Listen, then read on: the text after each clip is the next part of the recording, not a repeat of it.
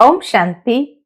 आज 3 मार्च 2024 के अव्यक्त बाप दादा के अव्यक्त मधुर महावाक्य सुनेंगे। ये अव्यक्त मधुर महावाक्य अव्यक्त बाप दादा ने 21 नवंबर 1998 को सुनाए थे, जिसमें आज विशेष बाप दादा अपने भाग्यवान बच्चों को देखकर बहुत हर्षित हो रहे हैं।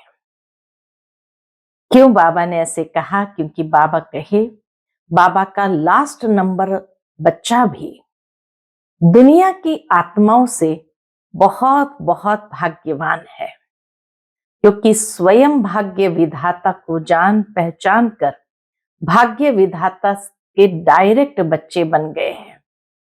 ऐसा भाग्य सारे कल्प में किसी का भी नहीं हो सकता है।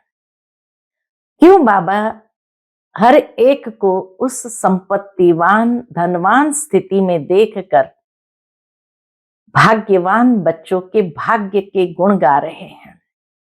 क्योंकि बाबा कहे यहां संगम युग का ये विधान है, हर कदम में पद्मों की कमाई जमा करना, एक एक कदम में पद्म। दुनिया की आत्मा कोई कितना भी कमाए, एक दिन में लाख 2 लाख 10 लाख कमाए, 1 अरब तक कमाए, लेकिन पद्म हर कदम में कमाए, ऐसा तो कोई भी इस संसार के अंदर नहीं है। इसीलिए बाबा कहे कि आप स्वयं को देखो कि कितनी पद्मों की कमाई जमा करते हो। एक एक कदम जब उठाते हो, बाबा की याद में रह करके वो कदम उठाया, तो हर कदम में कितने पद्म जमा होते हैं। सारे दिन में ऐसे कितने पद्म जमा किए, तो ऐसा कोई होगा दुनिया के अंदर जो इतनी पद्मों की कमाई करे। इसलिए बाबा कहते मेरे बच्चे सबसे भाग्यवान और संपत्तिवान रिचेस्ट इन द वर्ल्ड आत्मा है। फिर बाबा कहे खाली एक स्थूल धन के खजाने की बात नहीं है, लेकिन बच्चों को बाबा ने कितने खजाने दिए हैं। ज्ञान का खजाना दिया है, शक्तियों का खजाना दिया है, सर्व गुणों का खजाना दिया है, खुशी का खजाना दिया है, सर्व को सुख शांति का रास्ता दिखाकर दुआएं प्राप्त करने का खजाना देखा है। तो बाबा कहे और वो भी अविनाशी बाप द्वारा मिले हुए अविनाशी खजाने। तो इतने खजाने बच्चों के पास है, तो ऐसे खजानों के मालिक बच्चों को देखकर बाप दादा को भी कितना रूहानी नाज है। तो बाबा कहे आप स्वयं को देख, यही स्वयं को देखते हुए या ये रूहानी नशे में रहते हो कि हम इतने खजानों के मालिक, और वो भी अविनाशी खजाने हैं, और हर कदम में जिससे हम पद्मों की कमाई जमा करते हैं। ऐसे बच्चों को देखकर बाबा भी यही गीत गाता, वाह बच्चे वाह। फिर बाबा देखते हैं एक तरफ समय के परिवर्तन की रफ्तार और दूसरी ओर बच्चों के पुरुषार्थ की रफ्तार। दोनों को देखते हुए बाबा की यही आश है कि अभी समय को देखते हुए बाप दादा हर एक बच्चे को जीवन मुक्त स्थिति में सदा देखना चाहते हैं। क्योंकि बाबा कहे आप जब दुनिया को चैलेंज करते हो कि बाप से मुक्ति जीवन मुक्ति का वर्षा आकर लो, तो सतयुग में या मुक्ति धाम में मुक्ति और जीवन मुक्ति का अनुभव नहीं होगा। जिस तरह दुनिया में कोई बहुत गहरी नींद में सोया होता है, तो जिस समय वो गहरी नींद में है उस समय उसको गहरी नींद का अनुभव नहीं है, लेकिन उठने के बाद वो गहरी नींद का अनुभव सुनाता है कि आज बहुत गहरी नींद आई। ठीक इसी तरह बाबा कहे मुक्ति धाम में या सुख धाम में मुक्ति जीवन मुक्ति का अनुभव नहीं है, क्योंकि वहां जीवन बंध का ज्ञान ही नहीं है, लेकिन जीवन मुक्त अवस्था का अनुभव यहां है संगम युग पर। तो इसलिए बाबा कहे ये स्वयं में देखो कि संगम युग पर जीवन मुक्त स्थिति का अनुभव कितना हमने किया है। क्यों? क्योंकि बाबा देखते हैं कि जीवन में रहते एक तरफ समय नाजुक होता जा रहा है, परिस्थितियां, समस्याएं बढ़ती जा रही है, वायुमंडल डबल दूषित होता जा रहा है, तो जो जीवन मुक्त होगा वो इन सब प्रभाव से मुक्त रहेगा। इसलिए बाबा चाहते हैं कि इन भिन्न भिन्न बंधनों से मुक्त एक भी सूक्ष्म बंधन भी न हो, ऐसे जीवन मुक्त स्थिति का अनुभव अभी से करो। बाप दादा इसीलिए सब बच्चों का ध्यान खिंचवाते हुए स्पष्ट कह रहे हैं, बच्चे अटेंशन प्लीज। बाबा हर एक ब्राह्मण बच्चे को बंधन मुक्त, जीवन मुक्त बनाना चाहते हैं और बनाना ही है, चाहे किसी भी विधि से। कौन सी विधि है? या तो प्यार से बनो या तो फिर सजा खा करके बनो। तो बाबा कहे विधियां भी आप जानते हो, इतने तो चतुर हो, तो इसीलिए ये सोचो कि कैसे भी करके, चाहे चाहो व चाहे न चाहो, बनना ही पड़ेगा। फिर बाबा ने देखा 3 प्रकार के बच्चे। एक है पुरुषार्थी, जिसमें तीव्र पुरुषार्थी बच्चे भी आ जाते हैं। दूसरे हैं पुरुषार्थ की प्रालब्ध। पुरुषार्थ की प्रालब्ध क्या है? जीवन मुक्त अवस्था के स्टेज में अनुभव करना, ये दूसरे प्रकार के। और तीसरे प्रकार के बच्चे हैं देह में होते हुए विदेही अवस्था का अनुभव करना। ये 3 प्रकार के, एक पुरुषार्थी, एक पुरुषार्थ के प्रालब्ध जीवन मुक्त अवस्था, और तीसरे हैं देह में रहते हुए विदेही अवस्था का अनुभव करने वाले। ज्यादातर बाबा ने देखा कि पुरुषार्थी की स्टेज में है, लेकिन बाबा कहे अब विशेष अटेंशन देते हुए पुरुषार्थ करना है प्रालब्ध जीवन मुक्ति की। प्रालब्ध ये नहीं कि सेंटर संभाल रहे हैं या स्पीकर बहुत अच्छे बन गए या विशेष सेवा के निमित्त बन गए, नहीं, ये प्रालब्ध एक प्रकार के लिफ्ट है आगे बढ़ने की और सर्व की दुआएं प्राप्त करने की। लेकिन प्रालब्ध है जीवन मुक्त, कोई भी बंधन नहीं। तो बाबा स्मृति दिलाते हैं कि आपके एग्जीबिशन में एक चित्र है जिसमें दिखाया कि एक अज्ञानी व्यक्तियों को कितनी रस्सियां बंधी हुई है। तो बाबा कहे वो तो लोहे की जंजीरें हैं जिसको तो आप सभी ने तोड़ दिया, लेकिन बाबा देखते हैं कि ज्ञानी तो आत्मा बच्चों को बहुत महीन धागे, आकर्षण करने वाले धागे ये बंधे हुए हैं। जंजीर नहीं है, लेकिन बहुत महीन धागे, बहुत रॉयल भी है और पर्सनालिटी फील कराने वाले भी है। ऐसे सूक्ष्म धागे बंधे हुए हैं जो देखने में भी नहीं आते हैं, लेकिन अपनी अच्छाई महसूस कराती है। अच्छाई है नहीं, लेकिन महसूस ऐसे होता है जैसे कि हम बहुत अच्छे हैं। तो बाबा देखते हैं कि ये सूक्ष्म महीन धागे जो है वो आगे बढ़ने नहीं देते हैं, बहुत आगे बढ़ रहे हैं, बहुत बच्चों को जैसे बांधे हुए हैं। तो बाप दादा देखते हैं कि ये जीवन बंद के धागे मेजॉरिटी में है, चाहे एक हो आधा हो, लेकिन जीवन मुक्त बहुत थोड़े बच्चों को बाबा ने देखा। इसलिए बाबा कहे कि हिसाब के अनुसार ये सेकंड स्टेज जीवन मुक्त, लास्ट स्टेज तो है देह से न्यारी विदेहीपन की। उस स्टेज और जो स्टेज सुनाई उसमें बहुत बहुत बहुत अटेंशन की जरूरत है। क्यों बाबा ने कहा विदेहीपन की अवस्था चाहिए? क्योंकि बाबा देखते हैं कि परिस्थितियां बहुत आने वाली है, आ भी रही है, आने वाली भी है। तो उसमें विदेही स्थिति का अभ्यास बहुत चाहिए, क्योंकि तभी साक्षी हो सकते हैं और वो परिस्थिति आएगी जैसे बादल की रीति से और चली जाएगी, वो हमारी स्थिति को प्रभावित नहीं करेगी। इसलिए सभी बातों को छोड़, ये तो नहीं होगा, ऐसा तो नहीं होगा, ये क्वेश्चन को छोड़ दो। अभ्यास यही बढ़ाओ विदेही स्थिति का। तो बाबा कहे कोई भी परिस्थिति आती है, हलचल का प्रभाव डालने का प्रयत्न करती है, लेकिन जो विदेही अवस्था के अभ्यासी होंगे तो वो परिस्थिति कितनी भी हिलाने वाली क्यों ना हो, लेकिन वो अचल अडोल स्थिति में रहेंगे। वहां तक कि प्रकृति के पांचों ही तत्व अच्छी तरह से हिलाने की कोशिश करेंगे, परंतु विदेही स्थिति के अभ्यासी आत्मा बिल्कुल ऐसे अचल अडोल और पास विथ ऑनर वही बनेंगे, सब बातों में पास हो जाएंगे।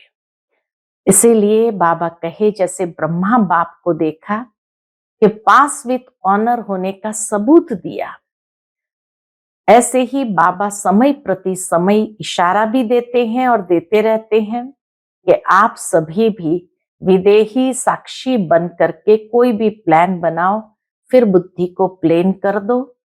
आवश्यकता अभी स्थिति की है, ये विदेही स्थिति ही हर परिस्थिति को बहुत सहज पार करा देंगी और अचल अडोल साक्षी बना देती है। तो लास्ट समय को सोचते हो, लेकिन वास्तव में बाबा कहे लास्ट स्थिति को सामने ले आओ। फिर बाबा ने देखा कि बच्चे सेवा में बहुत आगे बढ़ रहे हैं, लेकिन बाबा कहे सेवा और स्थिति का बैलेंस जरूर मेंटेन करो। कभी उस तरफ झुक जाते, कभी इस तरफ झुक जाते, लेकिन बाबा सेवा के लिए मना नहीं करते और ही जोर शोर से सेवा करो, लेकिन सेवा और स्थिति का बैलेंस रखो, क्योंकि बैलेंस के द्वारा ही बाप दादा की और सर्व सेवा करने वाली आत्माओं की या संबंध संपर्क में आने वाले ब्राह्मण परिवार की भी ब्लेसिंग्स मिलती रहेगी। ये दुआओं का खाता बहुत जमा करो।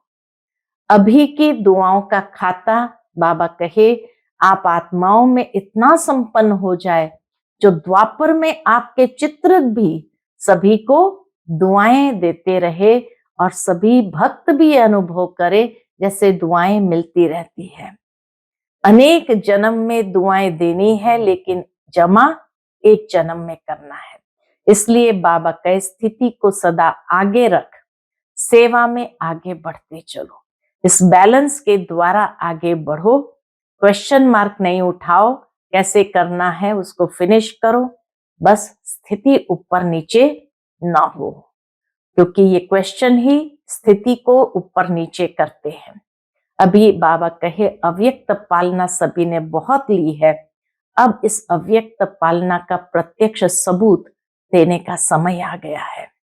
जिस तरह ब्रह्मा बाप विदेही स्थिति के द्वारा ही कर्मातीत बने, ऐसे बाबा कहे बाप दादा की जो पालना ली है तो पालना के पात्र हो, और अव्यक्त पालना का रिस्पॉन्ड देना है विदेही बनने का। सेवा और स्थिति का बैलेंस रखो। तो सुनते हैं आज के बाबा के अव्यक्त मधुर महावाक्य। ओम शांति। आज 3 मार्च 2024 के अव्यक्त बाप दादा के अव्यक्त मधुर महावाक्य सुनेंगे। ये अव्यक्त मधुर महावाक्य अव्यक्त बाप दादा ने 21 नवंबर 1998 को सुनाए थे। आज की मुरली का टाइटल है सेवा के साथ देह में रहते विदेही अवस्था का अनुभव बढ़ाओ। आज बाप दादा अपने चारों ओर के बच्चों को देख हर्षित हो रहे हैं। क्यों हर्षित हो रहे हैं? क्योंकि बाप जानते हैं कि मेरा एक एक बच्चा चाहे लास्ट पुरुषार्थी भी है, फिर भी विश्व में सबसे बड़े ते बड़े भाग्यवान है। बाबा जानते हैं कि भले लास्ट नंबर का पुरुषार्थी बच्चा भी क्यों ना हो, लेकिन विश्व के आगे तो सबसे बड़े ते बड़े भाग्यवान है, क्योंकि भाग्य विधाता बाप को जान पहचान भाग्य विधाता के डायरेक्ट बच्चे बन गए। क्यों भाग्यवान है? क्योंकि भाग्य विधाता के द्वारा ही बाप को जान, पहचान और भाग्य विधाता के डायरेक्ट बच्चे बन गए हैं, इसीलिए भाग्यवान है। ऐसा भाग्य सारे कल्प में किसी आत्मा का न है, न हो सकता है ही नहीं और न हो भी सकता है। साथ साथ सारे विश्व में सबसे संपत्तिवान व धनवान और कोई हो नहीं सकता। बाबा कहे इन बच्चों के सिवाय और कोई भी सारे विश्व के अंदर इतने धनवान व संपत्तिवान हो नहीं सकता। क्यों बाबा ने ऐसी बात कही? क्योंकि बाबा कहे चाहे कितना भी पदम पति हो, इस दुनिया का कोई कितना भी पदम पति हो, लेकिन आप बच्चों के खजानों से कोई की भी तुलना नहीं है। इतने खजाने हैं बाबा के बच्चों के पास जो कोई की भी तुलना नहीं है। क्यों? क्योंकि बाबा कहे बच्चों के हर कदम में पद्मों की कमाई है। बच्चों के हर कदम में पद्मों की कमाई है। संगम युग का ये विधान है कि हर कदम में पद्म, तो इसीलिए बाबा कहे बच्चों के हर कदम में पद्मों की कमाई है। सारे दिन में हर रोज चाहे एक दो कदम भी बाप की याद में रहे व कदम उठाए तो हर कदम में पद्म, तो सारे दिन में कितने पद्म जमा किए। बाबा कहे जब कहा जाता है कि हर कदम में पद्म, तो सारे दिन में अगर दो चार कदम भी बाबा की याद में रह करके उठाया हो तो हर कदम में पद्म, तो सारे दिन में कितने पद्म जमा हुए। ऐसा कोई होगा जो एक दिन में पद्मों की कमाई करे? बहुत बहुत तो लाख, 2 लाख, 10 लाख, 5, 15 लाख कर सकते हैं, 1 अरब तक कर सकते हैं, लेकिन एक दिन में कोई पद्मों की कमाई जमा करे ये तो हो ही नहीं सकता। इसीलिए बाबा कहे मेरे बच्चे संपत्तिवान धनवान है। तो ऐसा कोई होगा जो एक दिन में पद्मों की कमाई करे? इसलिए बाप दादा कहते हैं अगर भाग्यवान देखना हो व रिचेस्ट इन द वर्ल्ड आत्मा देखनी हो तो बाप के बच्चों को देखो। बाबा के हर एक बच्चों को देखो। फिर बाबा कितने खजाने हैं बच्चों के पास और उन खजानों को कैसे हर कदम में यूज करते हुए धनवान रिचेस्ट इन द वर्ल्ड बनते हैं, उसकी स्मृति दिलाते हैं। तो बाबा कहे आप बच्चों के पास सिर्फ एक स्थूल धन का खजाना नहीं है, वो तो सिर्फ धन के शाहूकार है। दुनिया में भी ऐसे धन के शाहूकार है और आप बच्चे कितने खजानों से भरपूर है। खजानों की लिस्ट जानते हो ना? ये स्थूल धन तो कोई बड़ी बात नहीं है, लेकिन बाबा के बच्चों के पास कितने खजाने हैं? आपके पास जो ज्ञान का खजाना, शक्तियों का खजाना, सर्व गुणों का खजाना, खुशी का खजाना और सर्व को सुख शांति का रास्ता बताने से जो दुआओं का खजाना मिलता है, ये अविनाशी खजाने सिवाय परमात्म बच्चों के अविनाशी किसके पास नहीं है। इतने खजाने, ज्ञान का खजाना, शक्ति का खजाना, गुणों का खजाना, खुशी का खजाना, दुआओं का खजाना, तो बाबा कहे और वो भी अविनाशी बाप द्वारा प्राप्त, ये खजाने भी अविनाशी, ऐसा किसके पास हो नहीं सकता। तो बाप दादा ऐसे खजानों के मालिक बच्चों पर कितना रूहानी नाज है। बाप दादा को भी ऐसे खजानों के मालिक बच्चों पर कितना रूहानी नाज है। बाप दादा सदा बच्चों को ऐसे संपन्न देख यही गीत गाते। कौन सा गीत गाते? वाह बच्चे वाह। आपको भी अपने ऊपर इतना रूहानी नाज अर्थात नशा है ना?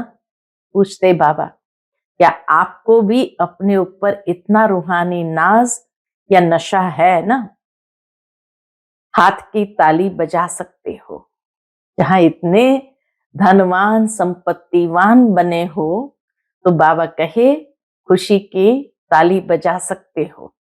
तो सभी ने तालियां बजाई। दोनों हाथ को क्यों तकलीफ देते हो? फिर बाबा कहे दोनों हाथ को क्यों तकलीफ देते हो? एक हाथ की बजाओ। एक हाथ की ताली बजाना आता है ना? ब्राह्मणों का सब कुछ निराला है। बाबा युक्ति से बच्चों को समझाते भी है साइलेंस में कैसे ताली भी बजानी होती है, क्योंकि ब्राह्मणों की हर रस्म दुनिया से न्यारी निराली है। ब्राह्मण शांत पसंद है, इसलिए ताली भी शांति की ठीक है। तो नशा तो सभी को सदा है भी और आगे भी रहेगा। हर एक बच्चे को नशा है कि हम कितने संपत्तिवान धनवान सर्व खजानों से संपन्न है। तो बाबा कहे नशा तो सभी को सदा है और आगे भी रहेगा, निश्चित है। फिर बाबा देखते हैं बाप दादा समय के परिवर्तन की तीव्र रफ्तार को देख बच्चे के पुरुषार्थ की रफ्तार को भी देखते रहते हैं। एक तरफ समय के तीव्र परिवर्तन की रफ्तार और दूसरी ओर बच्चों के पुरुषार्थ की रफ्तार, दोनों में कितना अंतर है ये बाप दादा देखते हैं। तो बाप दादा उसके प्रति क्या कहते हैं? बाप दादा हर बच्चे को जीवन मुक्त स्थिति में सदा देखना चाहते हैं। ये बाबा की आश है। एक तरफ समय भी तीव्र गति से परिवर्तन हो रहा है, दूसरी ओर बच्चों के पुरुषार्थ की भी रफ्तार है। तो अब समय अनुसार बाबा क्या देखना चाहता है? बाबा देखना चाहता है कि हर एक बच्चे को जीवन मुक्त स्थिति में सदा देखना चाहते हैं। आप सबका यह चैलेंज है। क्या चैलेंज है? कि बाप से मुक्ति जीवन मुक्ति का वर्षा आकर लो। लेकिन आपको तो मुक्ति व जीवन मुक्ति का वर्षा मिल गया है ना? बाबा पूछते हैं आपको तो मिल गया है ना या नहीं मिला है? तो सभी ने एक साथ में कहा मिला है।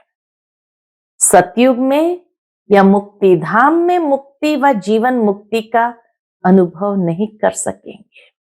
बहुत सुंदर बात बाबा ने यहां बताई है कि जीवन मुक्त स्थिति में यानी सतयुग में या मुक्ति धाम में मुक्ति या जीवन मुक्ति का अनुभव नहीं होता है, क्योंकि वहां तो वो जीवन ही है और जीवन बंद का ज्ञान ही नहीं है, इसलिए वहां अनुभव भी नहीं है। लेकिन अनुभव कहाँ है? संगम युग पर, जहां हमें एक तरफ जीवन बंद का ज्ञान भी है, अनुभव भी है, और दूसरी ओर जो जीवन मुक्त स्थिति है उसको भी। तो दोनों के कंपैरिजन के कारण बाबा कहे उसका अनुभव संगम युग पर ही होता है। तो बाबा कहे सतयुग में या मुक्ति धाम में मुक्ति व जीवन मुक्ति का अनुभव नहीं कर सकेंगे। मुक्ति जीवन मुक्ति के वर्षे का अनुभव अभी संगम पर ही करना है। जीवन में रहते समय नाजुक होते, परिस्थितियां, समस्याएं, वायुमंडल डबल दूषित होते हुए भी इन सब प्रभाव से मुक्त। जीवन मुक्त स्थिति किसको कहा जाता? जीवन में रहते एक तरफ समय नाजुक होता जा रहा है, परिस्थितियां अनेक आती जा रही है, समस्याएं बढ़ रही है, वायुमंडल इतना डबल दूषित होते जा रहा है। ऐसे में इन सब के प्रभाव से मुक्त, उसको कहते हैं जीवन मुक्त स्थिति। जीवन में रहते इन सर्व भिन्न भिन्न बंधनों से मुक्त, एक भी सूक्ष्म बंधन नहीं हो, ऐसे जीवन मुक्त बने हो। अब बाबा उस चीज को और क्लियर करते हैं कि जीवन मुक्त माना क्या। तो भिन्न भिन्न बंधनों से मुक्त, सूक्ष्म से सूक्ष्म बंधन से भी मुक्त, उसको कहा जाता है जीवन मुक्त स्थिति। तो बाबा कहे ऐसे जीवन मुक्त बने हो, वह अंत में बनेंगे। अब बनेंगे या अंत में बनेंगे? जो समझते हैं अंत में बनने के बजाय अभी बनना है, वह बने हैं या बनना ही है, वह हाथ उठाओ। तो सभी ने हाथ उठाया। बाबा कहे दोनों में मिक्स हाथ उठा रहे हैं, बने हैं, बनना है, दोनों में मिक्स हाथ उठा रहे हैं। तो बाबा कहे चतुर है, भले चतुराई करो, लेकिन बाप दादा अभी से स्पष्ट सुना रहे हैं। क्या सुना रहे हैं स्पष्ट? Attention please. सावधान कर रहे हैं बाबा, अटेंशन खिंचवा रहे हैं और कहते हैं अटेंशन प्लीज। बाप को हर एक ब्राह्मण बच्चे को बंधन मुक्त, जीवन मुक्त बनाना ही है। बाप को हर एक ब्राह्मण बच्चे को बंधन मुक्त, जीवन मुक्त बनाना ही है, चाहे किसी भी विधि से, चाहे प्यार से या मार से, चाहे किसी भी विधि से, लेकिन बनाना जरूर है। जानते हो ना कि विधियां क्या है, प्यार से या मार से, सजाओं से। इतने तो चतुर हो ना, तो बनना तो आपको पड़ेगा ही। बाबा कहे बनना तो आपको पड़ेगा ही, चाहे चाहो चाहे नहीं चाहो, बनना तो पड़ेगा ही। फिर क्या करेंगे?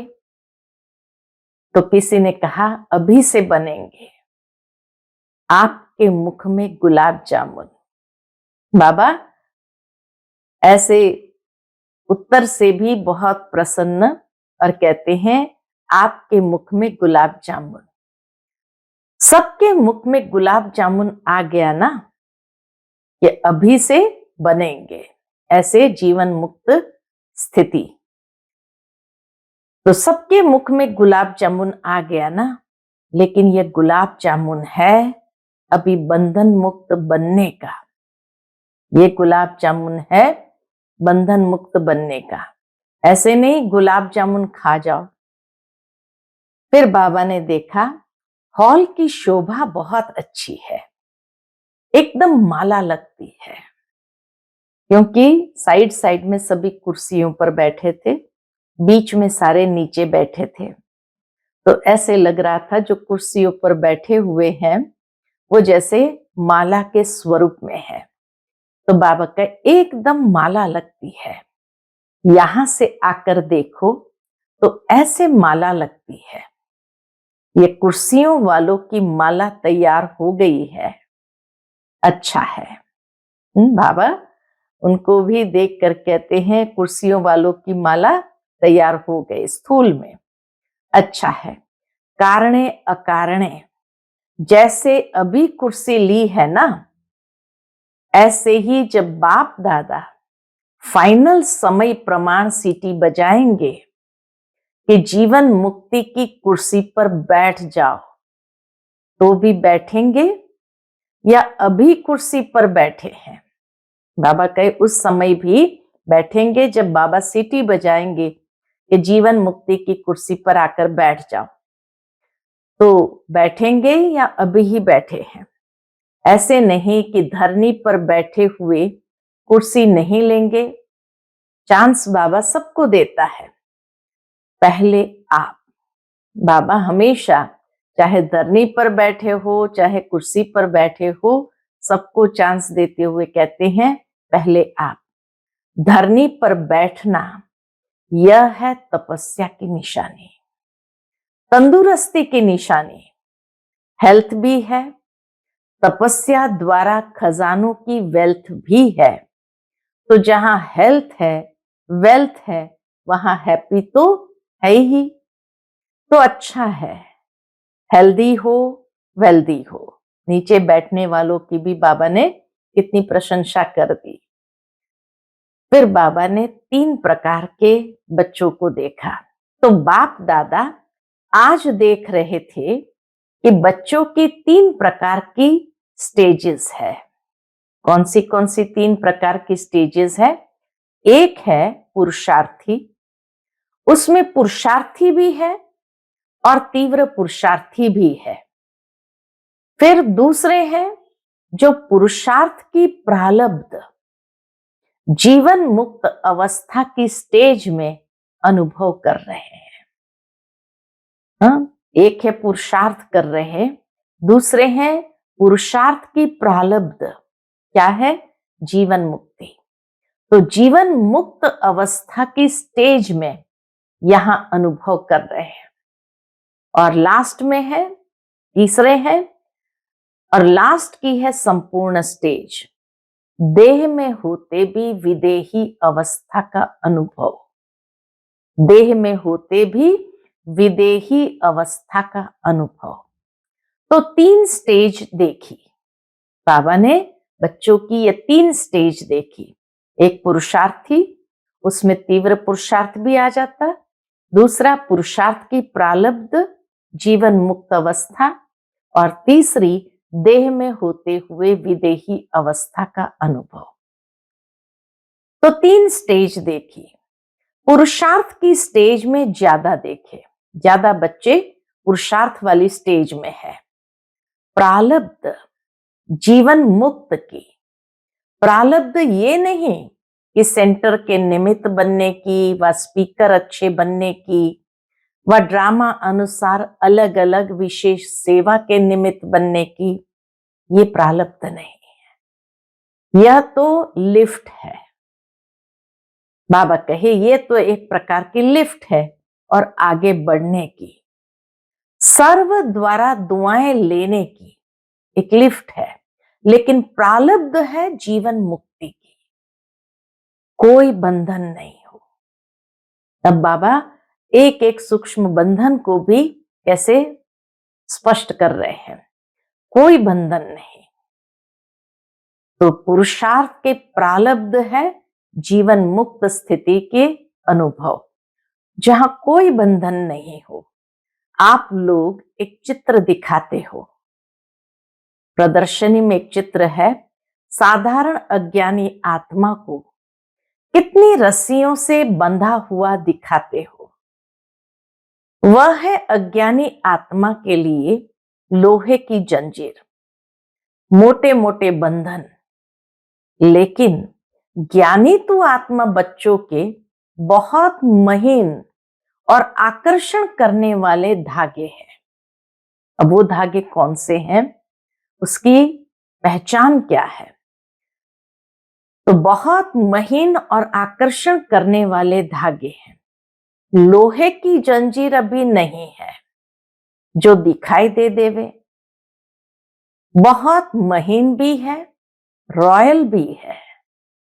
ये महीन धागे जो है, बंधन जो बांध रहे हैं और जीवन मुक्त स्थिति का अनुभव नहीं करने देते हैं, वो बाबा कहे महीन भी है, रॉयल भी है, और पर्सनालिटी फील करने वाले भी है कि हम स्पेशल है, ऐसी पर्सनालिटी फील करने वाले भी है।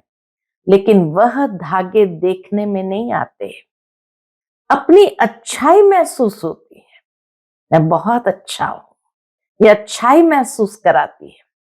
अच्छाई है नहीं, बाबा स्पष्ट कर देते, अच्छाई है नहीं, लेकिन महसूस ऐसे होती है कि हम बहुत अच्छे हैं, हम बहुत आगे बढ़ रहे हैं। तो बाप दादा देख रहे थे ये जीवन बंध के धागे मेजॉरिटी में है। ये जीवन बंध के धागे बाबा ने क्या देखा, मेजॉरिटी को बंधे हुए हैं। चाहे एक हो चाहे आधा हो, लेकिन जीवन मुक्त बहुत बहुत थोड़े देखे, बहुत बहुत थोड़े देखे। तो बाप दादा देख रहे थे कि हिसाब के अनुसार ये सेकंड स्टेज है जीवन मुक्त। पहली है पुरुषार्थ वाली, दूसरी है जीवन मुक्त, और लास्ट स्टेज तो है देह से न्यारी विदेहीपन की। उस स्टेज और जो स्टेज सुनाई उसके लिए और बहुत बहुत बहुत अटेंशन चाहिए। जीवन मुक्त अवस्था के लिए बहुत बहुत बहुत अटेंशन चाहिए। सभी बच्चे पूछते हैं 99 आएगा क्या होगा। 98 की मुरली है, तो कई बार कई बच्चों ने पूछा होगा बाबा से 99 का साल आएगा, 99 आएगा, क्या होगा, क्या करे, क्या करे, क्या नहीं करे। तो बाप दादा कहते हैं 99 के चक्कर को छोड़ो। एक कहानी है 99 के चक्कर की, कि एक व्यक्ति बहुत सुखी था, गरीब था, बहुत सुखी था, कमाता था और खाता था, परिवार को पालता था, चैन की नींद लेता था। तो एक बार एक राजा वहां से गुजर रहा था और कहा इसके पास कुछ नहीं है। तो राजा ने देखा उसके पास कुछ नहीं है, फिर भी चैन की नींद सो रहा है, और कहा मेरे पास सब कुछ है फिर भी मैं चैन की नींद नहीं सो पा रहा हूं। तो उसके मंत्री ने कहा क्योंकि ये 99 के चक्कर में नहीं आया है। तो कहा ये 99 का चक्कर क्या है? तो कहा मैं दिखाता हूं। तो 99 सोना मोहर डाल करके एक थैली के अंदर इनके छत पर डाल दिया। आवाज हुई तो वो उठा, देखा, ऊपर से वो थैली नीचे उतारी। तो नीचे उतारने के बाद जो है गिनती करने लगे दोनों पति पत्नी, तो 99 थे। वो लोग सोचते नहीं 100 होने चाहिए, 99 कैसे हैं? बार बार गिनती करे, बार बार देखे 99 ही है। तो अब दोनों की नींद उड़ गई, इसको 100 बनाना है। तो 100 बनाने के लिए दिन रात मेहनत करने लगे, और मेहनत करते थे तो नेचुरल है कि वो 99 पूरा 100 करने के लिए कितना बचा है, कितना, अब गरीब है तो कितना बचा बचा करके, तो एक सोना मोहर, तो नींद भी फिट गई, हेल्थ के ऊपर भी असर आ गया। तो इसीलिए बाबा भी कहे 99 का चक्कर को छोड़ो। अभी से विदेही स्थिति का बहुत अनुभव चाहिए। अभी ये सारी छोटी छोटी बातों को, ये चाहिए वो चाहिए, बाबा का उसको छोड़ो, और अभी पुरुषार्थ करना है। विदेही स्थिति का बहुत अनुभव चाहिए, बहुत माना बहुत काल का अनुभव चाहिए। जो भी परिस्थितियां आ रही है और आने वाली है, उसमें विदेही स्थिति का अभ्यास बहुत चाहिए। अनेक परिस्थितियां आएगी, उस परिस्थिति में साक्षी रहने के लिए या उनको क्रॉस करने के लिए विदेही स्थिति का अभ्यास बहुत चाहिए। इसलिए और सभी बातों को छोड़, यह तो नहीं होगा, यह तो नहीं होगा, क्या होगा, ये क्वेश्चन को छोड़ दो। विदेही अभ्यास करने वाले बच्चों को कोई भी परिस्थिति व कोई भी हलचल प्रभाव नहीं डाल सकती। जब विदेही है, डिटैच है, साक्षी हो गए, तो कोई भी हलचल उसकी स्थिति पर प्रभाव नहीं डाल सकती। चाहे प्रकृति के पांचों ही तत्व अच्छी तरह से हिलाने की कोशिश करेंगे, परंतु विदेही अवस्था के अभ्यासी आत्मा बिल्कुल ऐसा अचल अडोल पास विथ ऑनर होगा जो सब बातें पास हो जाएगी। ऐसा अचल अडोल स्थिति होगी जो बातें आएगी, परिस्थितियां आएगी, पास हो जाएगी। लेकिन वह ब्रह्मा बाप के समान पास विथ ऑनर का सबूत रहेगा, जैसे दूसरों के लिए भी एग्जाम्पल रहेगा। बाप दादा समय प्रति समय इशारे देते भी है और देते रहेंगे। आप सोचते भी हो, प्लान बनाते भी हो, बनाओ। बाबा कहे भले प्लान बनाओ, भले सोचो, लेकिन क्या होगा उस आश्चर्यवत होकर नहीं। जैसे सब मालूम है क्या होने वाला है, तो आश्चर्यवत होकर के नहीं सोचो, विदेही साक्षी बन सोचो। लेकिन सोचा, प्लान बनाया और सेकंड में प्लेन स्थिति बनाते चलो। बुद्धि को एकदम प्लेन कर दो, साक्षी बन जाओ, विदेही बन जाओ। अभी आवश्यकता स्थिति की है। यह विदेही स्थिति परिस्थिति को बहुत सहज पार कर लेंगे, जैसे बादल आए और चले गए। परिस्थिति आएगी और चली जाएगी, वो हमारी स्थिति को हिला नहीं सकती है। इसीलिए बाबा कहे ये विदेही स्थिति बहुत चाहिए। और विदेही अचल अडोल हो खेल देख रहे हैं, जैसे बादल आए और चले गए, और विदेही अवस्था वाले अचल अडोल होकर खेल देख रहे हैं। अभी लास्ट समय को सोचते हो, लेकिन लास्ट स्थिति को सोचो कि लास्ट स्थिति कैसी होनी चाहिए हमारी। चारों ओर की सेवा के समाचार बाप दादा सुनते रहते हैं और दिल से सभी अथक सेवाधारियों को मुबारक भी देते हैं। सेवा बहुत अच्छे उमंग उत्साह से कर रहे हैं और आगे भी करते रहो। लेकिन सेवा और स्थिति का बैलेंस थोड़ा सा कभी इस तरफ झुक जाता है, सेवा के तरफ वो झुक जाता है। तो सेवा और स्थिति दोनों का बैलेंस चाहिए। सेवा और स्थिति का बैलेंस थोड़ा सा कभी इस तरफ झुक जाता है, कभी उस तरफ। इसीलिए सेवा खूब करो। बाप दादा सेवा के लिए मना नहीं करते, और जोर शोर से करो, लेकिन सेवा और स्थिति का सदा बैलेंस रखते चलो। स्थिति बनाने में थोड़ी मेहनत लगती है। स्थिति को बनाने में बाबा ने देखा बच्चों को थोड़ी मेहनत लगती है, और सेवा तो सहज हो जाती है। इसलिए सेवा का बल थोड़ा स्थिति से ऊंचा हो जाता है। सेवा का बल स्थिति के बल से ऊंचा हो जाता है। बैलेंस रखो। और बाप दादा की सर्व सेवा करने वाली आत्माओं की, संबंध संपर्क में आने वाले ब्राह्मण परिवार की ब्लेसिंग लेते चलो। बैलेंस रखो और ब्लेसिंग सर्व की लेते चलो।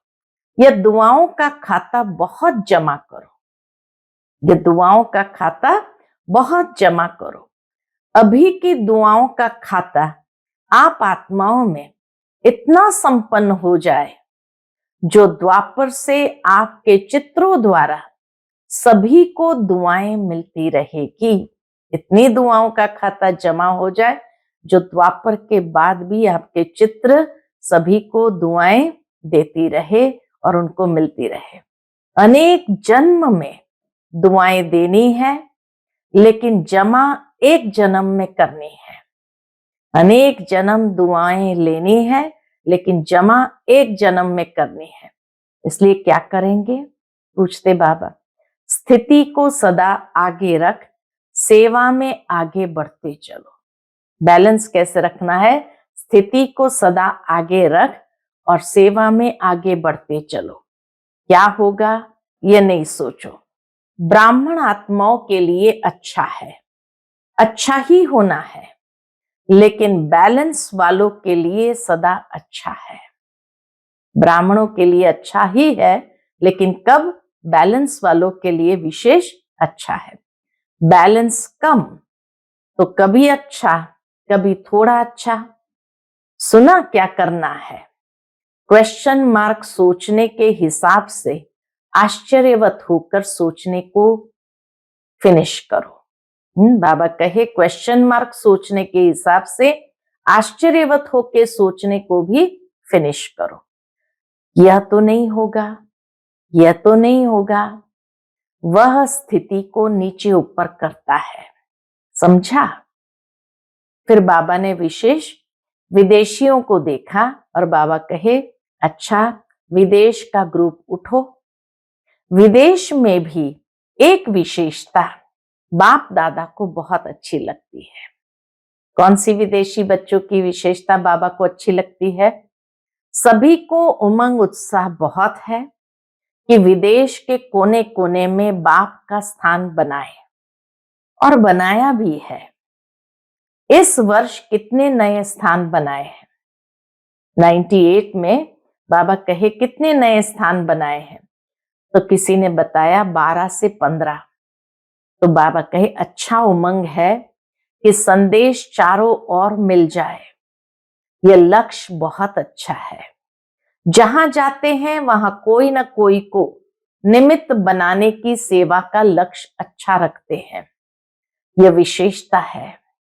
हर एक जितना हो सकता है उतना अपने आप को सेवा के निमित्त बनाने की ऑफर भी करते हैं और प्रैक्टिकल में भी करते हैं। यही सोचते हैं कि घर घर में बाबा का घर हो। यह उमंग उत्साह बहुत अच्छा है। घर घर में बाबा का घर हो, यह उमंग उत्साह बहुत अच्छा है। इसलिए इस उमंग उत्साह के लिए बाप दादा और एडवांस में आगे बढ़ने की मुबारक दे रहे हैं। बाप दादा और एडवांस में आगे बढ़ने की मुबारक दे रहे हैं। बाप दादा विदेशी अर्थात विश्व कल्याण करने के निमित्त बनने वाले बच्चों को यही कहते हैं कि अब सेवा और विदेही अवस्था में नंबर 1 विदेशी बच्चों को बनना ही है। बनना है। कब? 99 में या 2000 में बनना है? विदेही अवस्था बाबा कहे ये बनानी ही है, लेकिन कब? 99 में या 2000 में बनना है? कब नहीं, अब। बाबा कहे कब नहीं, अब। अव्यक्त बाप की पालना का प्रत्यक्ष सबूत देना है। अव्यक्त बाप दादा ने इतने सालों पालना की तो उसका प्रत्यक्ष सबूत देना है। फिर बाबा कहे जैसे ब्रह्मा बाप अव्यक्त बन विदेही स्थिति द्वारा कर्मातीत बने। कर्मातीत बनने का आधार विदेही स्थिति। तो अव्यक्त ब्रह्मा की विशेष पालना के पात्र हो, इसलिए अव्यक्त पालना का बाप को रिस्पॉन्ड देना विदेही बनने का, सेवा और स्थिति के बैलेंस का। ठीक है? मंजूर है? बाबा कहे अव्यक्त पालना का रिस्पॉन्ड कैसे करना है? विदेही बनना है और सेवा और स्थिति के बैलेंस का। ठीक है, मंजूर है, करना ही है। बाप दादा ये नहीं सोचते देखेंगे सोचेंगे, नहीं, करना ही है। अपनी भाषा में बोलो, करना ही है। सभी को बाबा ने जैसे दृढ़ता से रिपीट कराया कि अपनी अपनी भाषा में बोलो, करना ही है। जो भी सभी टीवी में भी देख रहे हैं वह सभी भी ऐसे बोल रहे हैं ना। बाप दादा देख रहे हैं, चाहे भारत में देख रहे हैं चाहे फॉरेन में देख रहे हैं, लेकिन सभी को उमंग आ रहा है, हम करेंगे, हम करेंगे, हमें करना ही है। तो एडवांस में मुबारक हो। बाबा ने सबको एडवांस में मुबारक दिया। अच्छा, तो बाबा कहे विदेश के बहुत से भाई बहनें पहली बार आए हैं और रिट्रीट में आए हुए गेस्ट भी बैठे हैं। बाबा कहे बहुत अच्छा, ये नंबर 1 लेने वाले हैं। बहुत अच्छा। मेहमान बनकर आए और बाप के बच्चे अधिकारी बन गए। अधिकारी हो गए ना? अधिकारी है? बहुत अच्छा। अभी आगे बढ़ते रहना। फिर बाबा के सामने हॉस्पिटल के ट्रस्टी बैठे थे, तो बाबा ने उनको देखकर कहा, सभी डबल ट्रस्टी हो। एक प्रवृत्ति में रहते ट्रस्टी और दूसरा हॉस्पिटल में रहते ट्रस्टी। हॉस्पिटल के भी ट्रस्टी तो जीवन में भी ट्रस्टी। अच्छा है।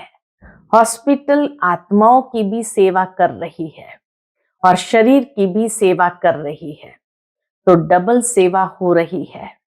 इसीलिए जो निमित्त बनी हुई आत्माएं हो, उन्हों को भी डबल दुआएं मिलती रहती है। बहुत अच्छे प्लान बनाए हैं ना? सेवा का चांस लेना, यह है चांसलर बनना। वह चांसलर नहीं, रूहानी यूनिवर्सिटी के चांसलर। अच्छा है। फिर बाबा को सुनाया गया कि ऑस्ट्रेलिया वाले ओलंपिक गेम के समय बड़ा प्रोग्राम करने का प्लान बना रहे हैं। बाप दादा को प्लान दिखाया, तो बाबा कहे, जहां उमंग उत्साह है और सबकी एक मत है, तो जहां एक मत है और उमंग उत्साह है, तो सफलता है ही है। अच्छा है, भले करो, फॉरेन में नाम बाला करो। बहुत अच्छा। फिर बाबा ने भारतवासियों को देखते हुए कहा, जो भी सभी भारत से आए हैं, तो भारत वालों को तो विशेष नशा है कि बाप दादा अवतरित भी भारत में होते हैं और साथ साथ अगर मिलने आते हैं तो भी भारत में ही आते हैं, तो डबल नशा है ना? भारत ने ही विदेश में संदेश दिया, तो भारत ने विदेश में भी अपने परिवार को, भारत ने विदेश में भी अपने परिवार को ढूंढ एक परिवार बना दिया। इसलिए भारतवासी बच्चों का सदा महत्व है और भारत का महत्व बढ़ना है, तो भारतवासियों का महत्व तो है ही। इसीलिए जो भी नए पुराने बच्चे आए हैं, वो बहुत प्यार से पहुंचे हैं। बाप दादा सभी बच्चों का स्नेह और चारों ओर सेवा के सहयोग को देख खुश है और बच्चे भी सदा खुश है। खुश रहते हो ना? कभी खुशी कम नहीं करना। यह स्पेशल बाप का खजाना है। खुशी का खजाना ये स्पेशल बाप का खजाना है, इसलिए खुशी कभी नहीं छोड़ना, सदा खुश। अच्छा, चारों ओर के सर्वश्रेष्ठ भाग्यवान, सर्वश्रेष्ठ खजानों के मालिक, सदा सेवा और स्थिति का बैलेंस रखने वाले ज्ञानी तू आत्मा, सर्वशक्ति संपन्न आत्माएं, सदा बंधन मुक्त जीवन मुक्त आत्माओं को बाप दादा का याद प्यार और नमस्ते। हम सभी रूहानी बच्चों की रूहानी माता पिता बाप दादा को याद प्यार, गुड मॉर्निंग और नमस्ते। नमस्ते। शुक्रिया बाबा, शुक्रिया। बाप दादा का आज का वरदान हम बच्चों के प्रति है, परमात्मा कार्य में सहयोगी बन, सर्व का सहयोग प्राप्त करने वाले सफलता स्वरूप भव। परमात्मा कार्य में सहयोगी बन, सर्व का सहयोग प्राप्त करने वाले सफलता स्वरूप भव। जहां सर्व का उमंग उत्साह है, वहां सफलता स्वयं समीप आकर गले की माला बन जाती है। कोई भी विशाल कार्य में हर एक के सहयोग की अंगुली चाहिए। सेवा का चांस हर एक को है। कोई भी बहाना नहीं दे सकता कि मैं नहीं कर सकता हूं, समय नहीं है। उठते बैठते 10-10 मिनट भी सेवा करो। बाबा कहे, उठते बैठते 10-10 मिनट भी सेवा करो। तबीयत ठीक नहीं है तो घर में बैठ करो। मनसा से सुख की वृत्ति, सुखमय स्थिति से सुखमय संसार बनाओ। परमात्मा कार्य में सहयोगी बनो तो सर्व का सहयोग मिलेगा। आज का स्लोगन है, प्रकृति पति की सीट पर सेट होकर रहो तो परिस्थितियों में अपसेट नहीं होंगे। प्रकृति पति की सीट पर सेट होकर रहो तो परिस्थितियों में अपसेट नहीं होंगे। अच्छा, ओम शांति।